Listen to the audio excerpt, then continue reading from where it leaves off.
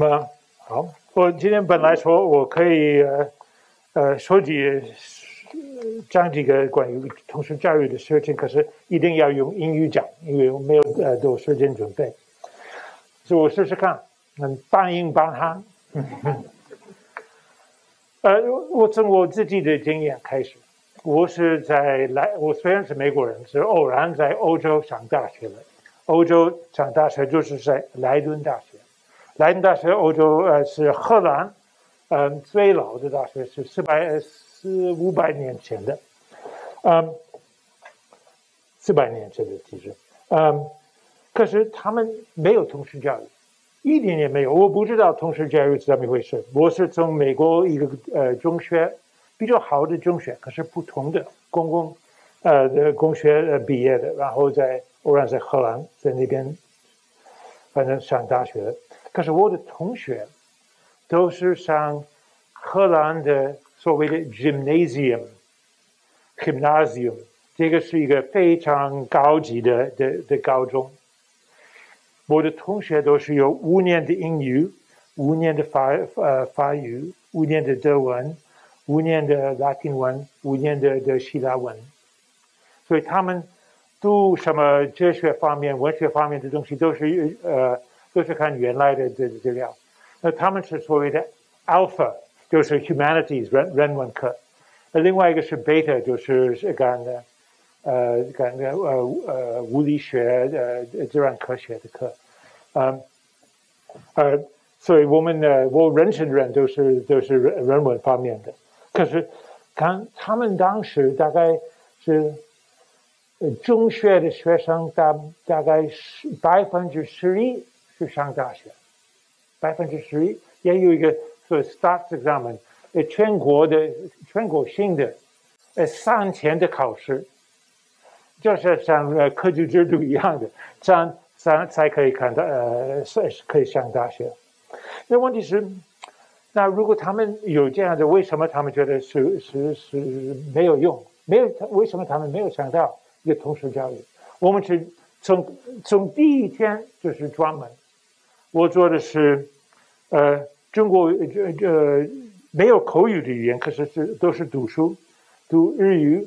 读中文，中国历史、中国文学，古文观止，鲁迅、白话文，什么都要看，可是这样的教育是非常可以说传统的，非常传统的教育，非常专门，因为他们在gymnasium已经是有一个通识教育，对不对？他们觉得这个高中，他们高级的高中，当时的高中通识教育是够的。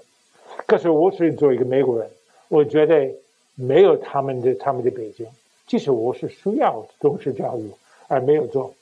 结果我是后来开始大学，就是读博士论文以后，在博士论文以后，在哥伦比亚大学，做一个 postdoc， 在那边我开始碰到通识教育，然后我给你们解释。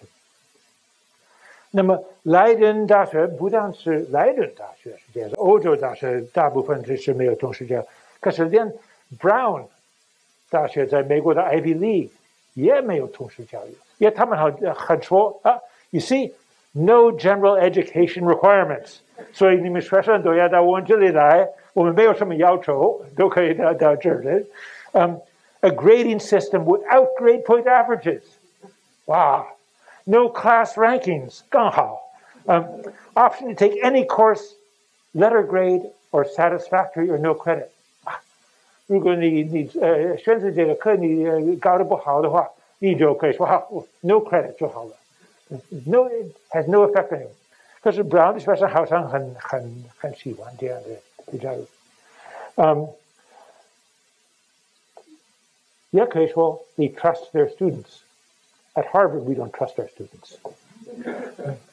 那么，如果我们要通识教育的话，我想，可能我先讲一下。博士论文写了以后，我去哥伦比亚大学做一个 postdoc。哥伦比亚大学有一个通识教育的系统，所以这个就可以说 option 2，option 1就是没有通识教育 ，option 2。是通识教育，可是有 required courses， 大家都要上的课。So 他们在哥伦比亚大学有两个最有名的，一个是 Introduction to Contemporary Civilization in the West， 另外一个是 Literary Humanities。那我做这个在他们的 Society of Fellows in the Humanities 做一个 postdoc， 他们有一个要求，我也要教这个，可是我没有这个，没有背景，我是搞中国思想史，所以我要做这个 Introduction to Contemporary Civilization in the West， 这个是从希腊开始，希腊跟这个圣经开始的，罗马、希腊 Middle Ages 到现在，都是跟政治、跟哲学、跟道德思想有关系的文本 ，famous text，Aristotle、Plato 等等。Literary humanities 也是 famous text， 从希腊以来，也是从 Bible 以来的，也是可是文学方面的。那这些课是的要求比较高，是每个有20个学生跟一个老师，每个礼拜4个小时的课，就2次2个小时，而不但是1个学期2个学期，所以所有的学生要做这个课 ，Introduction to Contemporary Civilization of the West。那可是我是怎么教的呢？因为他们给你的大概 syllabus， 2/3是共同的，1/3你要自己选择的。但是你也每个老师要知道，如果我们有共同的书，也有选择的书，我应该读哪个部分？给他们什么样的quizzes， 什么样的 papers 这样子。而我没有经验，关于地中海文明的历史，我知道的就是我上小学跟中学的知识没有学出来。可是我有中国历史的背景，我有中国思想史的背景，我有这个资格。我说好，那因为我没有别的方法，我就开始看他们 Introduction to Contemporary Civilization in the West， 就是叫 CC Contemporary Civilization， 我就开始说好，中国跟西洋的教学的思想有什么共同点，我就可以注意到那些。现在我用英语讲就我在这里我可以做口罩。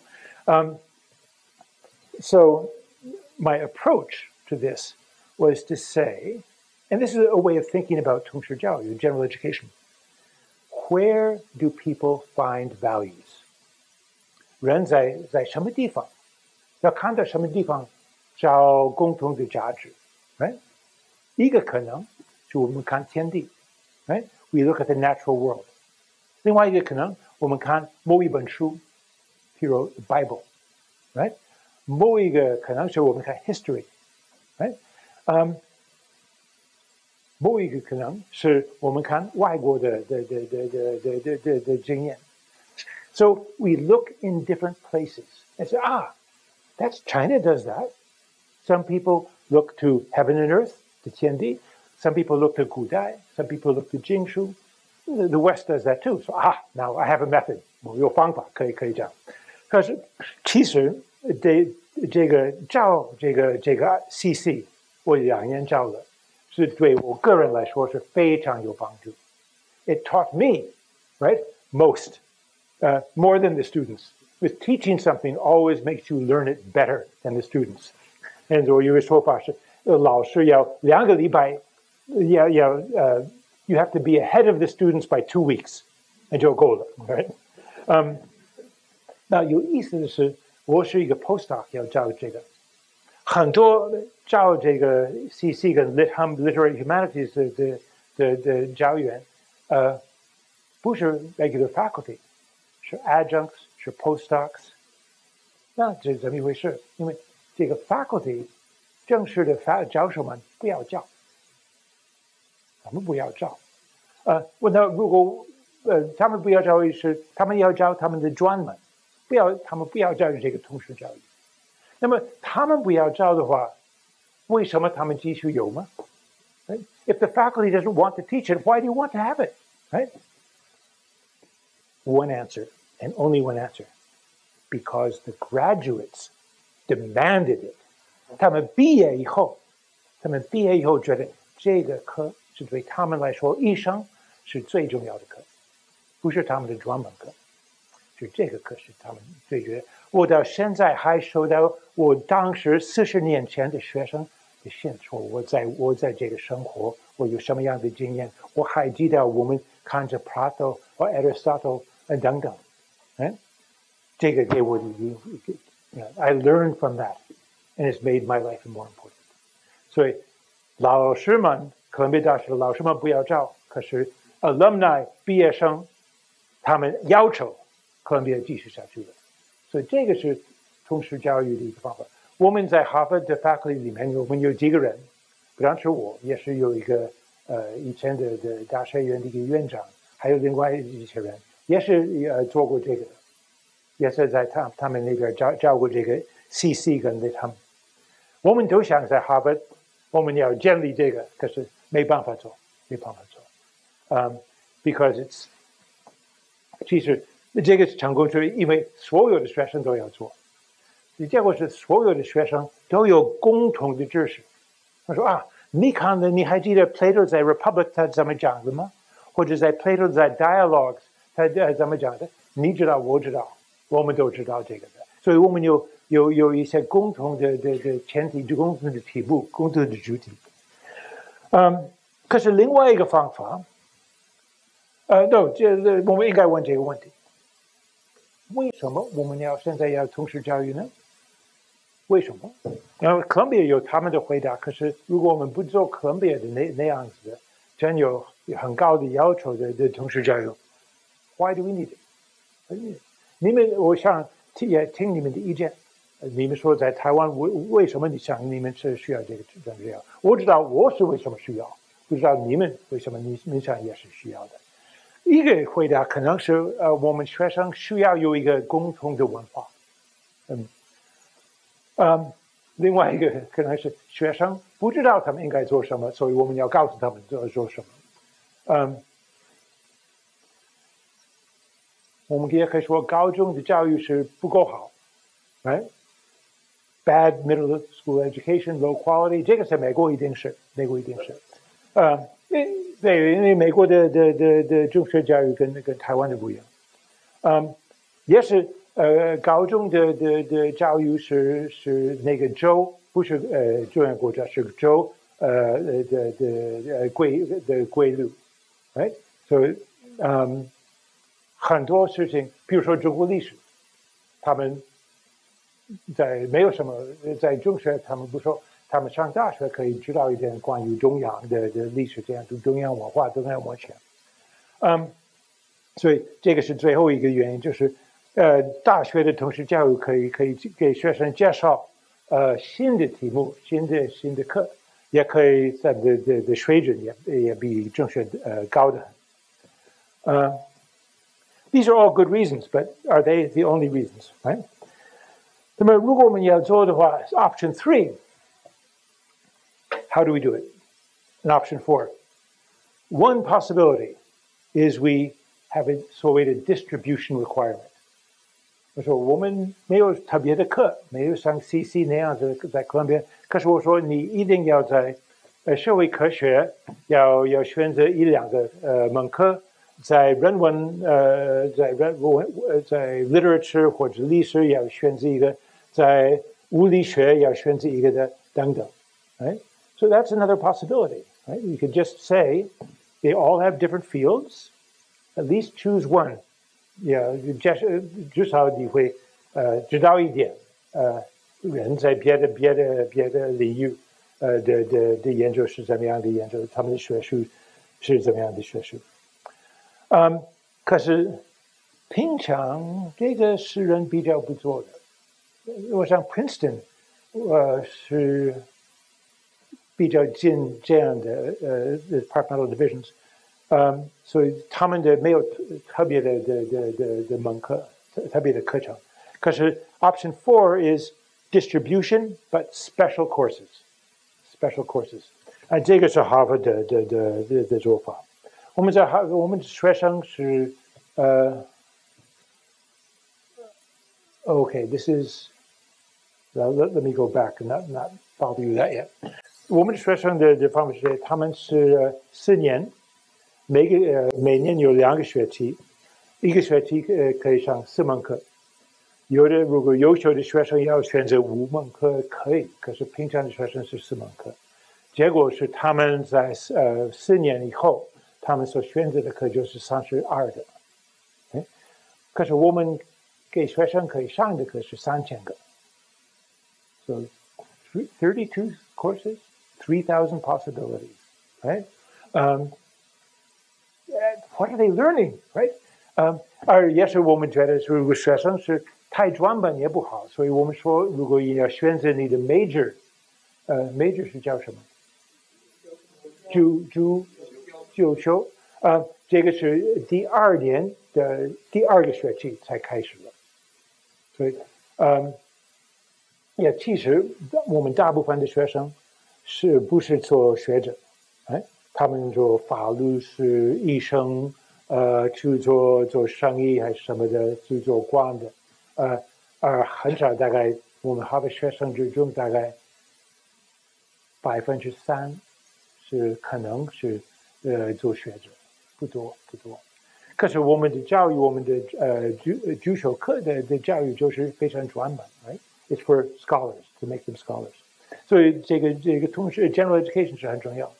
那么我来哈佛的时候，刚来的时候，他们有第一个不是第一个，是一个大 reform。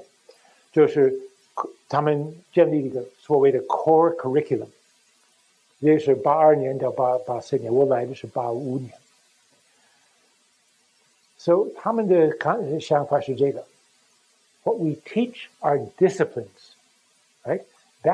So we're teaching methodologies, we're teaching disciplines, and disciplines are modes, ways of inquiring， 就是。问问题的方法，得到新的知识的方法，所以我们希望我们学生有这个所谓的 intellectual versatility， 他们不但是知道他们在这个专门是怎么样的 discipline， 也要知道在那个的。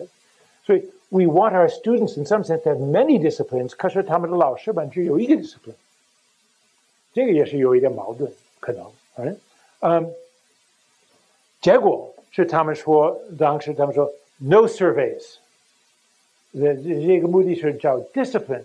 如果这个课是非常专门，也可以。如果他找这个 discipline 好，所以 survey 就是说这个知识是重要。我们给你很多，比如说中国通识，中国史是一个 survey， 从新时期到现在是一个 survey。这个我们不要，他们说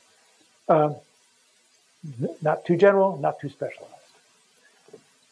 其实我找的是 survey， 是叫中国通识，也很多名字。可是这个 survey 是费正清跟 Reischauer 在1930年代开始的。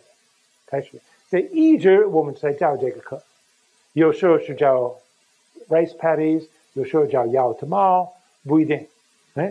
可是每个通识教育的 reform， 我们还是继续教这个课，也是一个 survey。可是从我的立场来讲，一个 survey 是 history discipline 最重要的一件事。我们要看历史的变迁，一个 survey 是最有用的。To see a whole civilization developing over time， 这个是好事，这个是 history 这个 discipline 的这个基本的要求。To see historical change， 那么 what did they call their 5 fields？ 在有的 field historical study 有分成2个，A 跟 B。Literature and Arts 也分成 A 跟 B， 一共要上8门课。还有一个是 the sciences 是意外的，可是也有要求。Historical study 我教的都是 historical study， 可是 moral reasoning、foreign cultures 就是外国的东西。So historically 我们教中国历史可以在这儿，也可以在 foreign cultures。moral reasoning 可以讲老庄，可以讲孔孟，可以讲 Aristotle 跟 Plato, culture and belief, this is just literature and arts, 讲文学跟艺术。But are these disciplines? Are these disciplines? It's not clear to me. It's not clear to me that these are disciplines. And if the course that I teach is a survey and fits in every single version of 通识教育, then what is exactly the definition of that is a problem. Now, I looked at 浙大's 通识教育, and it looked fairly reasonable, right? It was humanities, social science, natural sciences, and a bit of computer science, right? But these are, after all, the three big divisions within the university, except natural science, 我们大概可以分成 physical sciences and life sciences. So we get to around five different things, right? And in fact, in social sciences, we may want to divide political science from economics, right? Because their assumptions are very different. 我们常常有学生说我要做 government, 我们在 Harvard 叫 political science 叫 government, 我也要做经济学。But 政治学系的人说不可以，经济学系的人不可以，为什么呢？因为 they are contradictory assumptions, 他们的前提就不一样 right? 经济学的人说 the market is everything. If you let the market work perfectly, you have a perfect society. 就是像洋猪一样，对不对？在古代的洋猪。And government says no, government is always important. 我领导这个通识教育的时候，我就问他们，我有这个政治学系的系主任跟经济学系的系主任在里面，我说好，你们的这个经济学的人就开始讲我们的 market 市场是怎么样。我说好，你会不会想到历史上的一次政府没有 involved in the market， 没有进入这个市场，他们不会想到。其实 you can never take government out of the market, you can never take wealth out of government, right? But once they become disciplines with their own questions, they become different, right? So there are lots of problems with this, of course. Well, what do we have today? 我们有一个新的我当时是我的委员会要看这个一个改革，我们没有成功，没有成功，我们跟我们当时的校长有一些冲突了，有时候是老师们跟校长有冲突是真的，对，那老师们就是对，校长是不清楚，对，这个校长是 Larry Summers 特别不清楚，可是现在他们的像是 aesthetics and culture， 好，我们叫文学艺术，对不对 ？ethics and civics 哲学 ，history societies individuals， 就 history societies individuals 应该是如何成为如何成为我们那个想法 ，science and technology in society， 所以我们不要讲自然科学，我们要讲。自然科学在社会里面做反对教材什么的，然后还有一些 other reasons， 这个像你们一样 quantitative reasoning with data, expository writings of 外语就要1年，我们外语的标准非常低，而我们总是觉得我们应该有至少要3年的外语，可是学生反对，老师们也反对，所以没有。In any case, we have 1 year for our language. Now, 可是他们不是说 discipline， 他们不是这样讲，他们是这个 logic， 他们的前提是什么呢？我引用他们现在讲的话 ：In general education courses, students examine urgent problems we face today, and enduring questions that humanity has grappled with for millennia. 好，这个也是有他自己的矛盾。其实我觉得通识教育好，可是同时要都是矛盾。That we want to look at big questions today， 可是也是说问人类的问题也是从早就有了。Problems and questions are explored in gen ed courses are listed on the website. 好，所以我去了他们的 website。我现在也教的中国通识，也是在这个通识教育里面。可是我不用给我们的所提的问题，我也忘记了。可是 Science and Technology lists 37 questions， 那么多37个问题，他们可以研究的。我没有办法给你们，我给你们前7个，然后最后这7个。Are we, us human beings, really nothing more than interacting atoms? That's a question. Can vaccines solve the problem of infectious global pandemics? Can we reconcile the scientific brain as a machine view with our strong experience of moral agency? Does science have a gender? We are a very woke university, and this is very woke. How and why do humans try to define their own futures? Right? What's that called? The Bazi, right? When we get to look at the Kanmum, the fortune telling, right? How the healthcare system can be restructured to provide high quality care even to the poorest and most vulnerable people on our planet? How can science make us better cooks? And can cooking make us better scientists? 其实我们有一个课是叫 The Science of Cooking， 以前的通识教育的我们也有这个 Science of Cooking， 他们做的非常好，非常棒。也有他们请很有名的世界上很有名的厨师来给他们一些 demonstration。可是所以我也是这个课也是一个MOOC课，所以我说好，我就要上，就开始上。第一个课，他们说，如果你不懂 differential equations, please take this other course first. 我说我不懂 differential equations， 我没有做 calculus， 我没有做什么的，所以我没有上。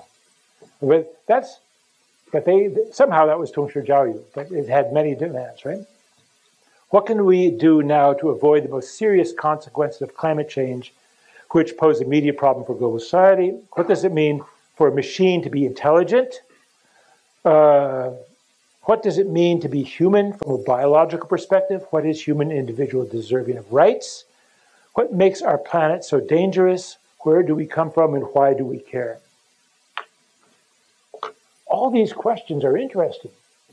这不是没有意思的问题，可是我们是不是在这个 science, technology and society， 我们会不会回答这个问题，或者每个课是不是会回答这个问题 ？And if they do, what's the relationship between them all? I'm not certain. I'm just not certain.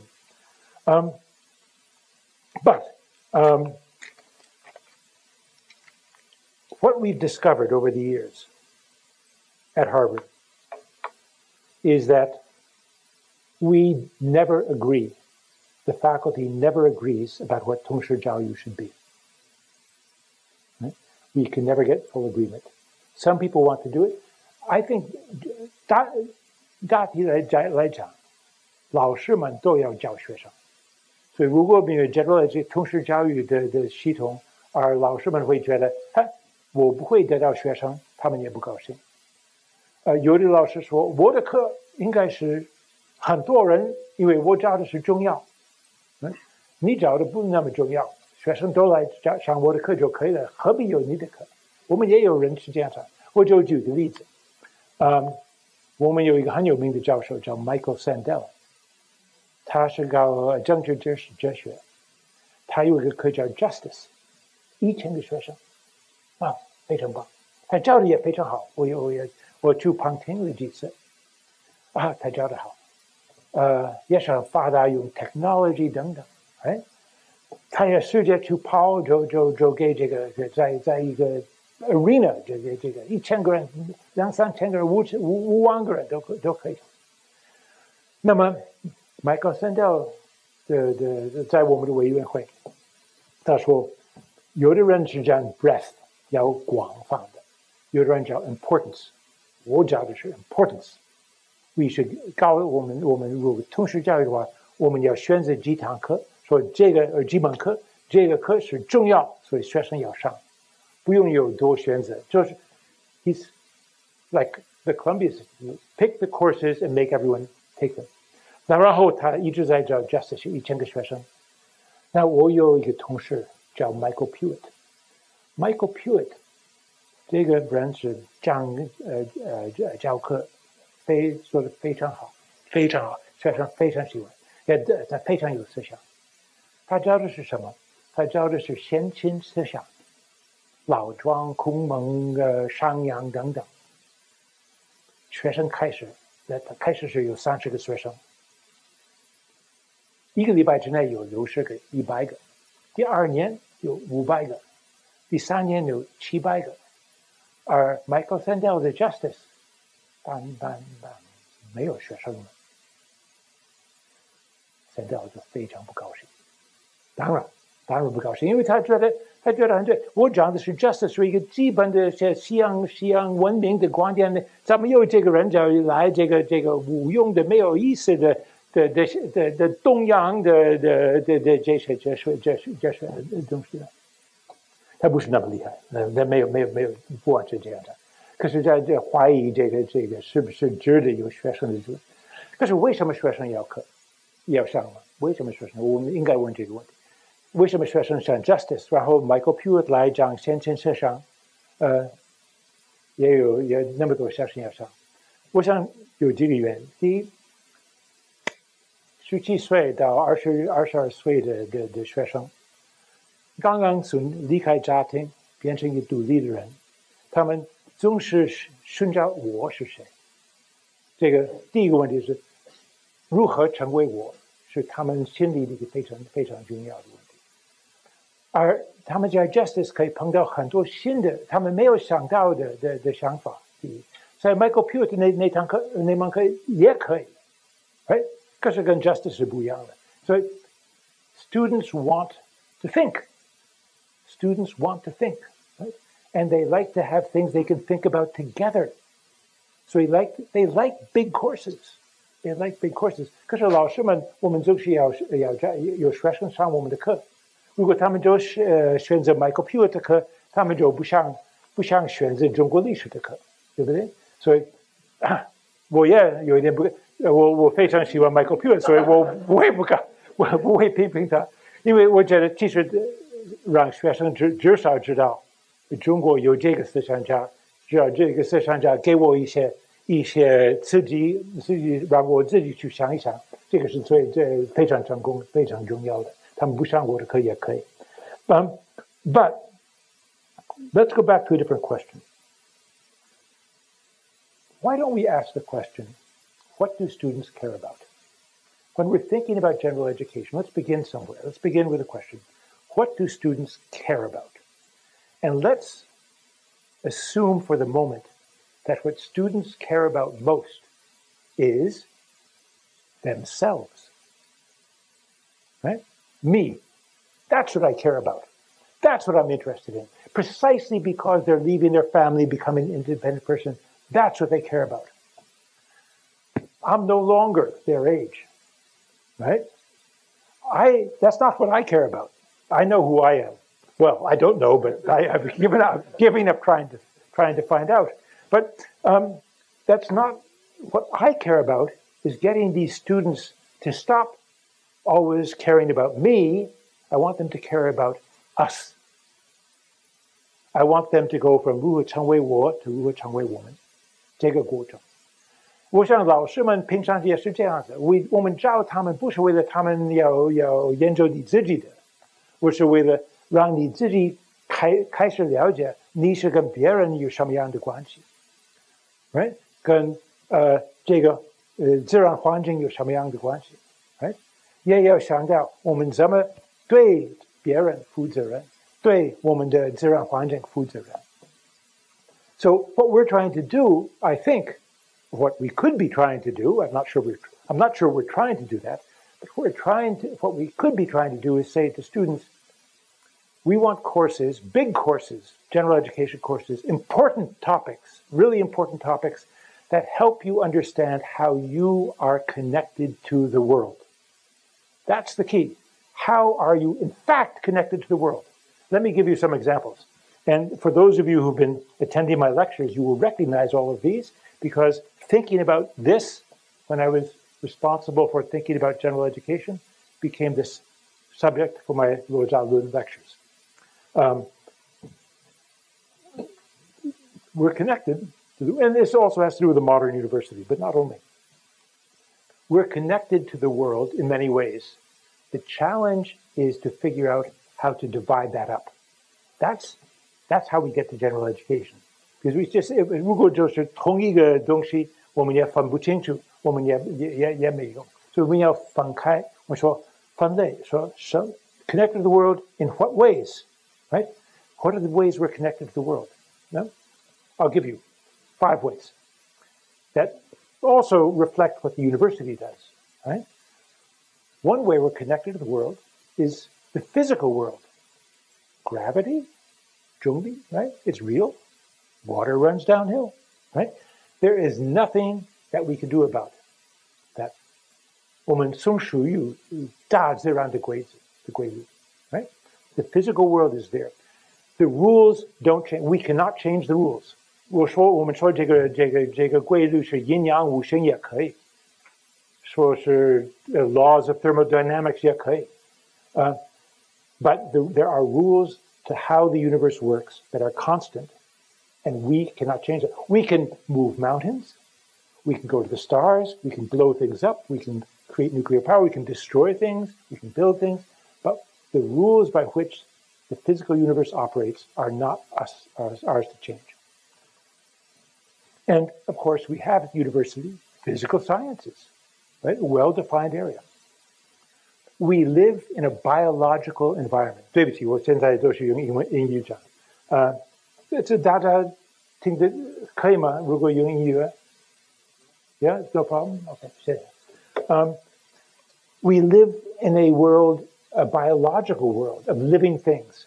These living things enter our bodies, right? We know that. We know that. We've experienced that firsthand. Disease spreads. And of course, you know, the physical universe, although the laws are the same, the physical universe changes over time. The biological universe has its own guilu, its own rules, but it changes over time as well. The diseases of today are not the diseases of 2,000 years ago. And we live with that as well, right? Our bodies seem to be independent, but they're not, right? They are integrated, in fact, into the life environment. And that's, of course, why we have life sciences, another field. We can only communicate through language, right? Language can mean many things, right? It can mean any kind of representation of information. It could be numerical, for example. It could be based in data. But we have language, and if we want to communicate, we have to follow its rules. Language is 有文法. It changes too. And in fact, the Wenfa changes to some extent as well, because the great difference between human activities and the natural world is that we are part of the natural world, but we are also creators of culture. Right? So language really gives us the whole world of culture, right? And begins with language, but ends up in art, ends up in art and literature and so on.